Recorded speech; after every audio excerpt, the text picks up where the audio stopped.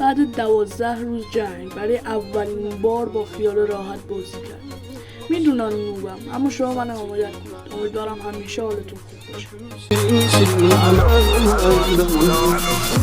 اگه که من بدم، اگه که خدا زدم، اگه تو میری بهش، این باشه سرنوشت. تو خوب و ما بد و سه شک حق و رفیقت اینجوری نوشته.